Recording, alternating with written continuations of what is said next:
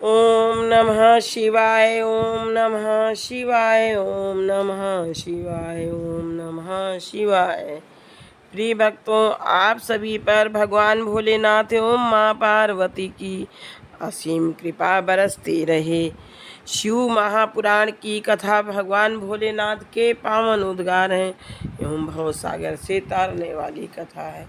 अब ऋषि कहते हैं, सूत सूत महाभाग, सूत सूत महाभाग, व्यास शिष्य नमो अस्तुते, अद्भुतियम कथा तात कृपया ही ना।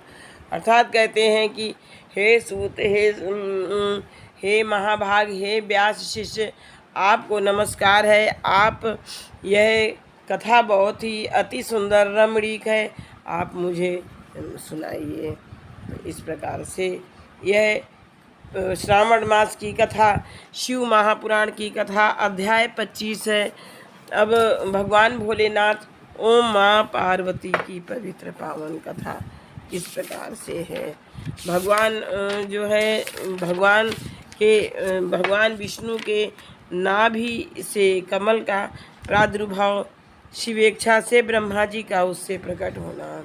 क्या होता है कि महाप्रलय काले चा नष्ट स्थावर जंग में आसीत तमोमयम सर्वम शिव तत्वम। कहते हैं आगे कि विष्णु शिव तत्वम मया नयु विष्णु अपि यथार्थता ज्ञातम च परमं रूपम अद्भुतम च परेण। शिव तत्व इतना गूढ़ है कि मैं भी नहीं जानता हूँ और विष्णु भी जी भी नहीं जानते हैं। शिव तत्व का स्वरूप बड़ा ही उत्कृष्ट और अद्भुत है, जिसे यथार्थ रूप से मैं भी नहीं जान पाया, विष्णु भी नहीं जान पाए। इस प्रकार से भगवान विष्णु की नाभि से कमल का प्रादुर्भाव, शिव की इच्छा से ब्रह्मा जी का प्रकट होना, कमल नाल के उद्गम स्थान का पता लगाने में असमर्थ ब्रह्मा जी का तप करना, श्री हरि का उन्हें दर्शन देना, भगवान विष्णु की नाभि से कमल दल का प्रादुर्भाव। ब्रह्मा उवाच, ब्रह्मा जी कहते हैं कि हे देवर्षे नारद, जब नारायण देव जल में शयन करने लगे उस समय उनकी नाभि से भगवान शंकर की इच्छा से सहसा एक विशाल तथा उत्तम कमल प्रकट हुआ। सुप्ते नारायणे देवे नाभो पंकजम उत्तमम आविर्बभू सहसा बृहत द्वयी शंकर इच्छा। अर्थात भगवान भोलेनाथ की इच्छा से एक विशाल कमल दल उत्पन्न हुआ। उसमें असंख्य नालदंड थे। उसकी कांति कनेर के फूल के समान पीले रंग की थी तथा उसकी लंबाई और ऊंचाई भी अनंत योजन थी। वह कमल करोड़ों सूर्यों के समान प्रकाशित, सुंदर, संपूर्ण तत्वों से युक्त, अत्यंत अद्भुत, परम रमणीय, दर्शन के योग्य तथा सबसे उत्तम था। कहते हैं कि अनंती यष्टिका युक्तम कर्णिका रस प्रभम अनंत योजनायाम उच्च संयुतम कोटि सूर्य प्रतीकाशम सुंदरम तत्व संयुतम अति अद्भुतम महारम्यम दर्शनीयम अनुत्तमम। तत्पश्चात कल्याणकारी परमेश्वर सदा सांब शिव ने पूर्ववत प्रयत्न करके मुझे अपने दाहिने अंग से उत्पन्न किया। हे महामुने, उन महेश्वर ने मुझे तुरंत ही अपनी माया से मोहित करके नारायण देव के नाभि कमल में डाल दिया और लीला पूर्वक मुझे वहाँ से प्रकट किया। इस प्रकार उस कमल के पुत्र के रूप में मुझ हिरण्य गर्भ का जन्म हुआ। मेरे 4 मुख हुए और शरीर की कांति लाल हुई। मेरे मस्तक त्रिपुंड की रेखा से अंकित थे। हे नारद, भगवान शिव की माया से मोहित होने के कारण मेरी ज्ञान शक्ति इतनी दुर्बल हो रही थी कि मैंने उस कमल के अतिरिक्त दूसरे किसी को अपने शरीर का जनक या पिता नहीं जाना।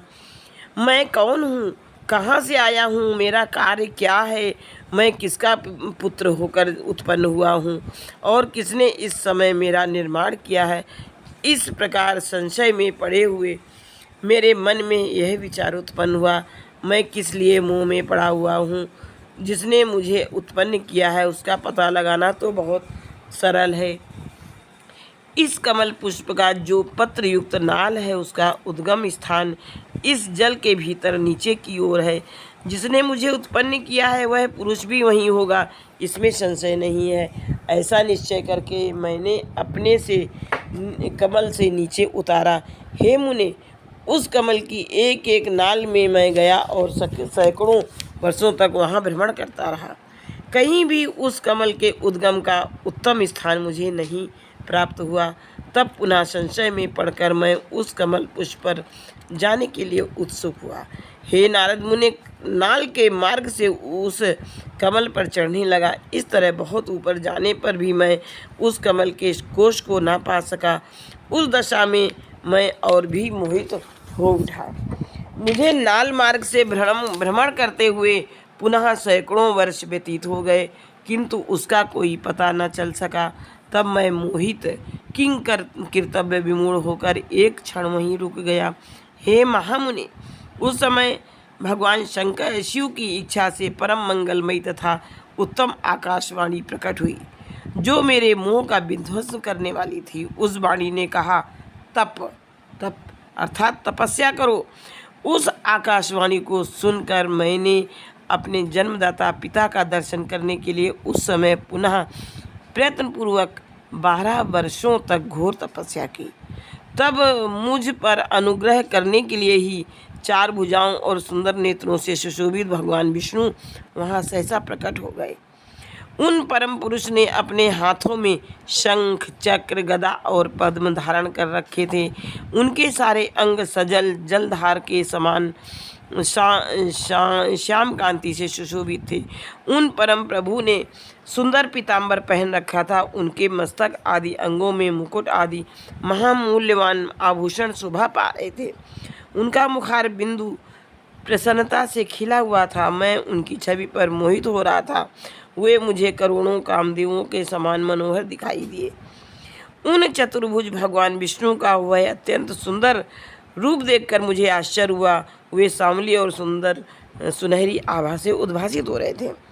तत् दृष्ट्वा सुंदरम रूपम विस्मयम परमं गताः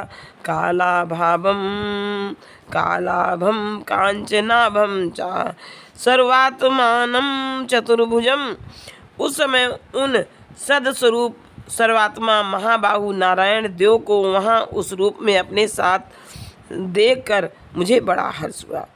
मैं उस समय प्रभु शंभु की लीला से मोहित हो रहा था, इसलिए मैं अपने उत्पन्न करने वाले को न जानकर अति हर्षित होकर उनसे कहने लगा।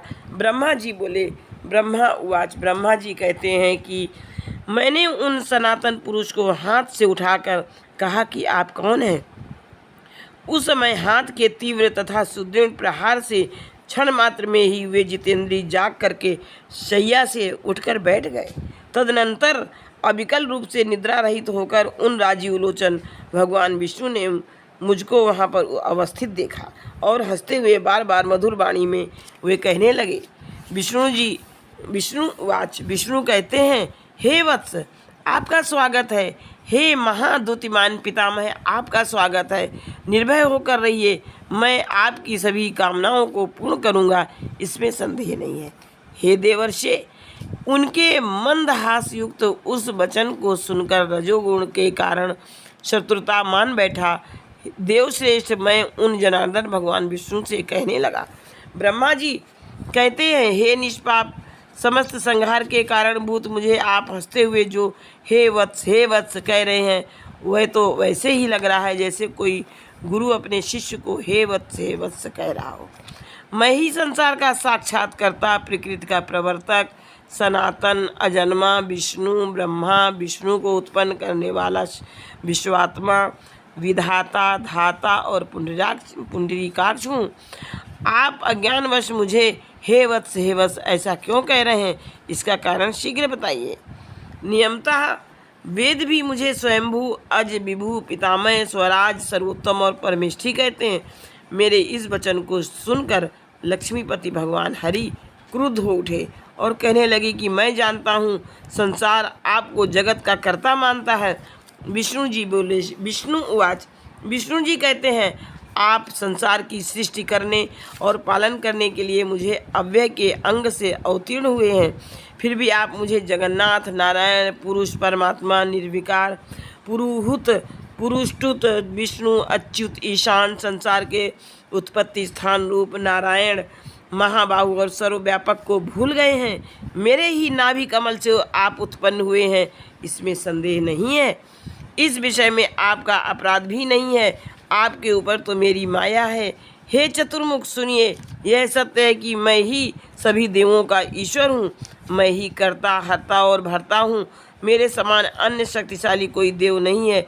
हे पितामह, मैं ही परब्रह्म तथा परम तत्व हूँ। मैं ही परम ज्योति और वह परमात्मा विभु हूँ। इस जगत में आज जो यह सब चराचर दिखाई दे रहा है और सुनाई पड़ रहा है, हे चतुर्भुज, यह जो कुछ भी दिखाई दे रहा है वह मुझ में व्याप्त है, ऐसा आप जान लें। मैंने ही सृष्टि के पहले 24 अव्यक्त तत्वों की रचना की है। उन्हीं तत्वों से प्राणियों के शरीर धारक अणुओं का निर्माण होता है और क्रोध, भय आदि, काम, क्रोध, लोभ, मोह, मद, ये 6 गुणों की सृष्टि हुई है। मेरे प्रभाव और मेरी लीला से ही आपके अनेक अंग हैं। मैंने ही बुद्धि तत्व की सृष्टि की है और उसमें 3 प्रकार के अहंकार उत्पन्न किए हैं। इसके बाद उसके रूप, रस, गंध, शब्द, स्पर्श, इन 5 तन्मात्राओं, मन एवं चक्षु, जिह्वा, घ्राण, श्रोत तथा त्वचा, इन 5 ज्ञानेंद्रियों और वाक, पाणी, पाद, पायु, उपस्थ, इन 5 कर्मेंद्रियों, क्षिति, जल, पावक, गगन और वायु, इन 5 महाभूतों तथा अन्य सभी भौतिक पदार्थों की रचना लीला से ही की है। हे प्रजापते, हे ब्रह्मन, ऐसा जानकर आप मेरी शरण में आ जाइए। मैं सभी दुखों से आपकी रक्षा करूँगा, इसमें संशय नहीं है। इस प्रकार से हर हर महादेव शंभु, काशी विश्वनाथ गंगे। हर हर महादेव शंभु, काशी विश्वनाथ गंगे। काशी विश्वनाथ गंगे, सदाशिव पार्वती संगे, सदाशिव पार्वती संगे। हर हर महादेव शंभु, हर हर महादेव शंभु, काशी विश्वनाथ गंगे। काशी विश्वनाथ गंगे, सदा शिव पार्वती संगे। जटा बीच में गंगा नाच